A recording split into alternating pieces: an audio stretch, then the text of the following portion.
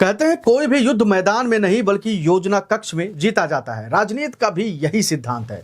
जो पहले तैयारी करता है वही अंतिम विजय का पात्र बनता है। और जब बात उत्तर प्रदेश जैसी निर्णायक भूमि की हो तो हर कदम सोच समझकर रखना पड़ता है। राजनीति में कुछ फैसले चुनाव से पहले लिए जाते हैं, जहां आवाजें धीमी होती हैं लेकिन उस फैसले का असर पूरे देश में गूंजता है। उत्तर प्रदेश में फिलहाल वही दौर चल रहा है। चुनाव आयोग ने अभी विधानसभा चुनाव की तारीख भले ही ना तय किए हो, लेकिन योगी आदित्यनाथ ने अपना खेल शुरू कर दिया है और इस बार खेल पहले से कहीं ज्यादा एक तरफा नजर आ रहा है। बीजेपी के अंदरूनी हलकों में लंबे समय से यह माना जाता रहा है कि चुनाव नजदीक होने पर नीति शाह बनाते हैं और दिशा मोदी तय करते हैं, लेकिन उत्तर प्रदेश में अब हालात कुछ हद तक बदल चुके हैं। यह पहली बार है जब योगी आदित्यनाथ ने अपने तरीके से एक स्वतंत्र रणनीति खड़ी कर दी है, बिना दिल्ली से आदेश का इंतजार किए। योगी ने यूपी बीजेपी के संगठन से मिलकर एक ऐसा निर्णय लिया है जो बीजेपी को तीसरी बार उत्तर प्रदेश की सत्ता के शिखर पर बैठा देगी। जी हां, बीजेपी ने पूरे यूपी में एक बड़ी पदयात्रा निकालने का ऐलान कर दिया है। इस पदयात्रा का विचार सिर्फ जनता तक पहुंचने का नहीं है, बल्कि संगठन के भीतर अपनी पकड़ मजबूत करने का एक सटीक राजनीतिक प्रयोग के तौर पर देखा जा रहा है। क्योंकि इस पदयात्रा में जब योगी खुद सड़कों पर उतरेंगे तो कार्यकर्ता का झुकाव स्वाभाविक रूप से उन्हीं की ओर जाएगा। इस पदयात्रा का यह संदेश है कि योगी अब केवल एक राज्य के नेता नहीं है, बल्कि राष्ट्रीय ताकत के रूप में खुद को वो स्थापित कर रहे हैं। योगी इस रणनीति में पार्टी के भीतर सबसे ज्यादा मुश्किल केशव प्रसाद मौर्य के लिए खड़ी कर दी है।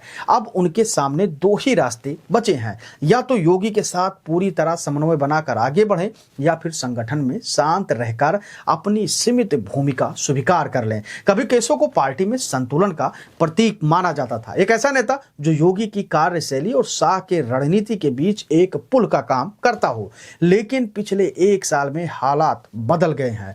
2024 के लोकसभा चुनाव के दौरान कहा जाता है कि योगी ने 34 नामों की लिस्ट हाईकमान को भेजी थी, जिसमें से मुश्किल से एक दो नामों को ही टिकट मिला था। बाकी नाम दरकिनार कर दिए गए थे शीर्ष नेतृत्व के द्वारा और नतीजा फिर सबके सामने आया था। बीजेपी को यूपी में करारी हार मिली थी, जबकि सपा ने 37 सीटों पर जीत करके इतिहास लिख दिया था। उस हार के बाद जब केशव प्रसाद मौर्य ने कहा था कि संगठन सरकार से बड़ी होती है, तो इसे योगी के खिलाफ एक संदेशात्मक बयान माना गया था। सत्ता गलियारों में चर्चा रही थी कि यह बयान केवल विचार नहीं बल्कि एक सियासी इशारा था, लेकिन योगी ने उस इशारे का जवाब अपने काम और कार्य से दिया, बयान से नहीं। लोकसभा चुनाव के तुरंत बाद दिल्ली में चर्चा चली कि केशव प्रसाद को प्रदेश अध्यक्ष बनाया जाएगा। यहां तक कहा जाने लगा कि वही बनेंगे ताकि पिछड़े वर्ग की राजनीति को फिर से साधा जा सके और संगठन को नए सिरे से जोड़ा जाए। लेकिन महीनों बीत गए और निर्णय अभी भी अटका है। कहा जा रहा है कि स्वयं योगी चाहते हैं कि प्रदेश अध्यक्ष वही बने जो सरकार और संगठन दोनों से सामंजस्य बनाकर चले, और यह बात शायद वे केसों में नहीं देख पा रहे हैं। यानी पार्टी की अगली चाल तय होने से पहले ही योगी ने अपना कदम आगे बढ़ा दिया है। अब जो भी फैसला होगा वो योगी के राजनीतिक प्रभाव की परिधि के अंदर ही या भीतर ही होगा।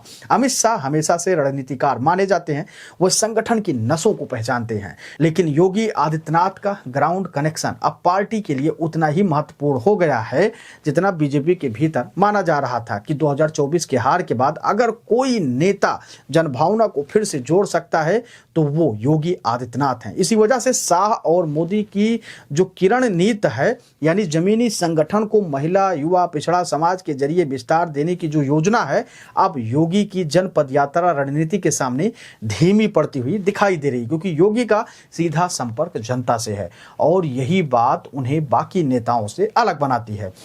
बीजेपी का यह नया अध्याय स्पष्ट कर रहा है कि आने वाले समय में यूपी की राजनीति दिल्ली के इशारों से नहीं बल्कि लखनऊ की जमीन से तय होगी। योगी आदित्यनाथ ने यह दिखा दिया है कि वो सिर्फ मुख्यमंत्री नहीं बल्कि अपनी राजनीतिक रेखा की खुद निर्माता हैं।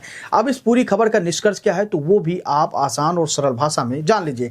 कभी यूपी में चुनावी प्लानिंग मोदी, शाह और संगठन के कुछ वरिष्ठ नेताओं की मीटिंग में तय होती थी, लेकिन इस बार तस्वीर उसके उलट है। अब योगी ही केंद्रीय पात्र हैं जो चुनावी रणनीति से लेकर जनसंपर्क अभियान तक हर परत पर अपनी सीधी निगरानी रखे हुए हैं। योगी जानते हैं कि अगर संगठन और सरकार के बीच की खाई बढ़ी तो 2024 की तरह 2027 में भी बीजेपी को भारी कीमत चुकानी पड़ सकती है। इसलिए उन्होंने अब किसी पर भरोसा नहीं छोड़ा है। उन्होंने संगठन, समाज और सरकार तीनों मोर्चों पर खुद को संभाल लिया है। अब केसो के पास विकल्प कम है और योगी के पास वक्त नहीं, क्योंकि मिशन 2027 का काउंटडाउन शुरू हो चुका है। कहा यह जा रहा है कि केसो को प्रदेश अध्यक्ष की कुर्सी जरूर मिल सकती है, क्योंकि अभी वो बिहार चुनाव में वहां पे सह प्रभारी बनाए गए हैं।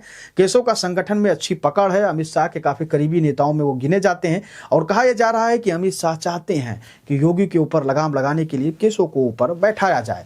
अगर केसो बैठते हैं तो बहुत कुछ स्थितियां बदल सकती हैं, क्योंकि एक तरफ केसो होंगे, दूसरी तरफ योगी आदित्यनाथ। और केसो का वो बयान याद करिए कि संगठन सरकार से बड़ी होती है, और सरकार में बैठे हैं योगी आदित्यनाथ और संगठन पे होंगे केसो। तो कहीं ना कहीं ये दूरियां बढ़ सकती हैं, लेकिन देखने वाली बात ये होगी कि सामंजस्य कैसे बनता है।